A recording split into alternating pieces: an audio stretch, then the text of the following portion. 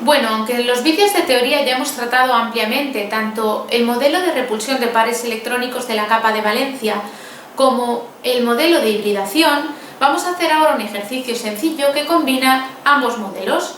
El enunciado dice lo siguiente: representar las estructuras de Lewis del CS2, CHCl3 o Cl2 y del pH3 y determinar su geometría por RPFV, es decir, repulsión de pares electrónicos de la capa de valencia. Indicar las moléculas polares y la hibridación del átomo central en CHCl3 y pH3. Bien, vamos por partes. En primer lugar nos piden que determinemos las estructuras de Lewis. Haremos la del CS2. ¿Cómo vamos a hacer esa estructura de Lewis? Bueno, el átomo central es un carbono, que es del segundo periodo, va a cumplir la regla del octeto y vamos a aplicar las normas que hemos visto en los ejercicios de Lewis.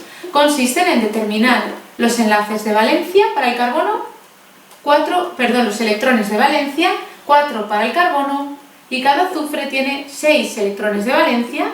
Como tenemos 2 azufres, debemos multiplicarlos y en total tenemos 16 electrones. ¿Cuántos necesitaríamos o qué capacidad tiene la capa de valencia de estos átomos? Pues tenemos 3 átomos, cada uno requeriría 8, son 24. No tenemos 24, tenemos 16. Por lo que si hacemos esta resta, 8, obtenemos el número de electrones enlazantes. 8 electrones enlazantes corresponde a 4 pares enlazantes.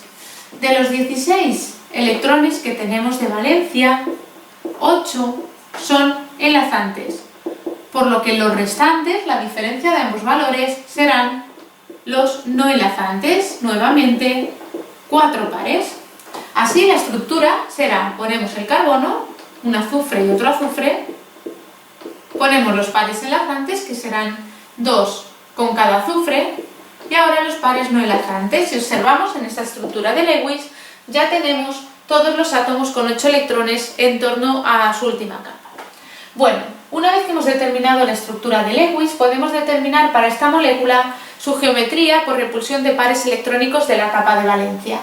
A efectos de esta teoría, vamos a considerar que es lo mismo un doble enlace que un enlace simple. Lo vamos a considerar como si tuviésemos 2 pares electrónicos en torno al átomo central, que es el carbono.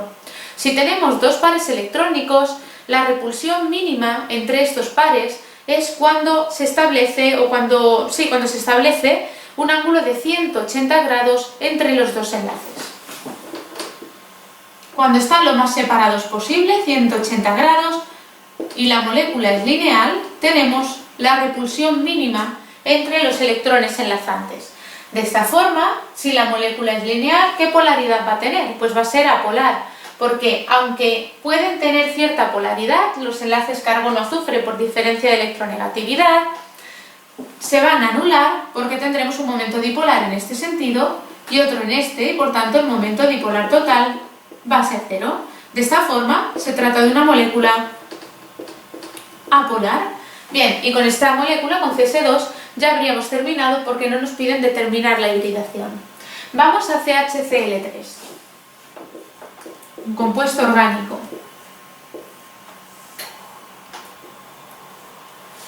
Bien, el átomo central será el carbono. Se trata de un átomo, nuevamente como aquí, que va a cumplir la regla del octeto, por lo que vamos a determinar en primer lugar los electrones de valencia. 1 para el hidrógeno y para el cloro son 7, pero tenemos 3, con lo cual tendremos 26 electrones. ¿Y cuántos necesitaríamos? Pues hay un carbono y 3 cloros, es decir, 4 átomos que requieren 8 electrones, más un hidrógeno que requiere 2 para tener su capa completa. Esto hace un total de 34 electrones. Si restamos los electrones necesarios menos los de la capa de valencia, que da 8, tendremos los electrones enlazantes, es decir, 4 pares enlazantes. De los 26 electrones enlazantes, de los 26 electrones de valencia, 8 son enlazantes, lo que quiere decir que los restantes, 26 menos 8, tienen que ser los no enlazantes, 9 pares no enlazantes. Ahora planteamos el carbono como átomo central, unido a un hidrógeno, unido a un cloro, a otro cloro. y otro cloro, en efecto 4 pares de enlace, y tenemos que completar los átomos para que tengan la última capa completa con los 9 pares no enlazantes. Vamos a poner 3 a cada cloro. Bien, esto sería en cuanto a la estructura de Lewis para esta molécula, pero también nos están hablando de la geometría a partir de la repulsión. Vemos que en torno al átomo central tenemos 4 pares electrónicos. 4 pares electrónicos en torno a este átomo se distribuyen siempre formando un tetraedro, porque es la estructura que tiene una menor repulsión, tal y como hemos visto en la teoría. Así, esta molécula va a tener una geometría tetraédrica y además va a ser una molécula polar. Porque vemos que el enlace carbono-cloro va a ser polar, porque el cloro es un átomo bastante más electronegativo, y además estos momentos dipolares de los 3 enlaces carbono-cloro no se van a compensar, y entonces vamos a tener un momento dipolar total en este sentido, en esta zona de la molécula. Bien, eso en cuanto a la geometría por repulsión de pares electrónicos y a la polaridad, pero también nos están pidiendo para esta molécula que determinemos la hibridación del átomo central, es decir, la hibridación del carbono. Bueno, es muy sencillo porque debemos recordar que cuando un carbono tiene geometría tetraédrica, siempre tiene hibridación sp3.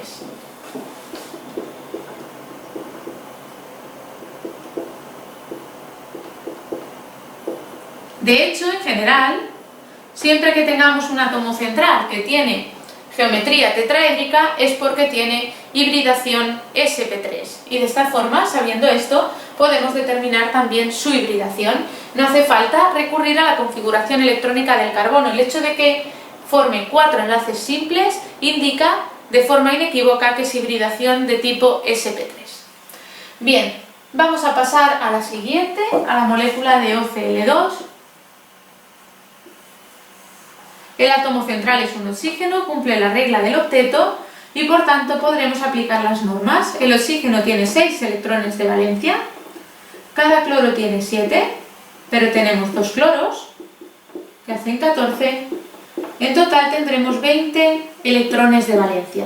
¿Cuántos necesitaríamos? Pues necesitaríamos 8 para cada uno de los 3 átomos que hay, 3 por 8, 24 electrones, de forma que si restamos 24, los que necesitaríamos menos los que de verdad tenemos, obtenemos los 4 electrones enlazantes, es decir, 2 pares enlazantes. Mientras que de estos 20 electrones de valencia, 4 son enlazantes, quiere decir que el resto, 16, tienen que ser pares no enlazantes. Por tanto, con 2 pares enlazantes basta que pongamos el oxígeno central con los 2 enlaces y ahora debemos distribuir 8 pares no enlazantes. Cada cloro debe tener 3 para cumplir el octeto y al oxígeno le faltarán 2 pares.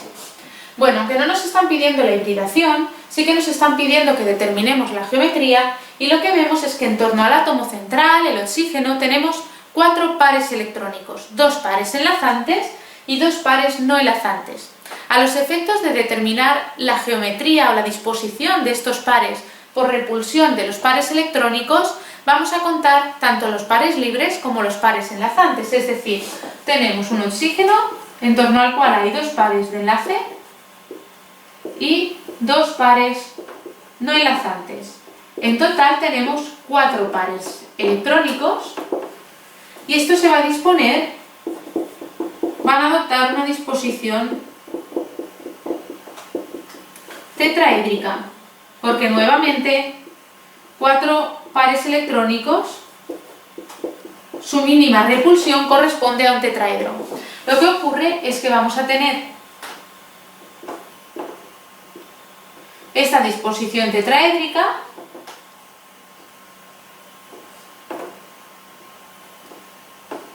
pero 2 de los vértices del tetraedro van a estar ocupados por pares libres. Por tanto, cuando en lugar de observar la disposición de los pares electrónicos lo que miramos es la geometría molecular, lo que tenemos que observar es únicamente la disposición de los átomos y, como vemos, la presencia de estos pares libres distorsiona los enlaces oxígeno-cloro, hace que se cierren y por tanto que tengamos una geometría de tipo angular. Disposición tetraédrica de los pares electrónicos y geometría angular. Este ángulo tiene que estar próximo a 109 grados, que es el de un tetraedro, aunque seguramente será más cerrado porque los pares libres ejercen una repulsión mayor que los pares enlazantes. Bien, esto sería en cuanto a esta otra molécula. Y por último, en cuanto a la polaridad sí que sería polar, porque estos enlaces serán ligeramente polares y puesto que la geometría es angular no se van a anular y entonces tendremos un momento dipolar total distinto de cero, si bien no va a ser un momento dipolar muy grande porque las diferencias de electronegatividad tampoco son excesivas. Bien, esto sería en cuanto a la polaridad, podemos decir que es una molécula polar. Mientras que en el caso de la fosfina, pH 3, vamos a determinar su estructura de Lewis. El fósforo tiene 5 electrones de valencia, cada hidrógeno tiene un electrón de valencia y tenemos 3, son 8. ¿Y cuántos necesitaríamos? Pues 8 para el fósforo y 2 para cada uno de los tres hidrógenos, es decir, 14 electrones. De los 14 electrones que necesitaríamos solo tenemos 8, por lo que 6, la diferencia de estos valores, son los electrones enlazantes. 3 pares enlazantes. Mientras que de los 8 electrones que tenemos de valencia, 6 son enlazantes, lo que quiere decir que los restantes, la diferencia entre ambos valores, son los no enlazantes, un único par. Así pondremos el fósforo como átomo central con 3 enlaces a los correspondientes hidrógenos y un par libre. Esto sería en cuanto a la estructura de Lewis. En cuanto a la geometría que cabe esperar por repulsión, bueno, vemos nuevamente como ocurría en este caso que tenemos un átomo central rodeado de 4 pares electrónicos. En este caso es un par electrónico libre y 3 pares enlazantes. Estos 4 pares se van a disponer de forma tetraédrica, disposición tetraédrica. Si tenemos una disposición tetraédrica, como hemos dicho antes, significa que este átomo central tiene una hibridación de tipo sp3, siempre toda disposición tetraédrica es hibridación sp3, mientras que la geometría no será igual porque para la geometría no se cuenta el par libre. Tendríamos lo siguiente: un par libre en uno de los vértices del tetraedro y en los otros 3 vértices hacia abajo, con cierto ángulo, los 3 hidrógenos. Por tanto, la geometría de la molécula es esta de aquí, que es de tipo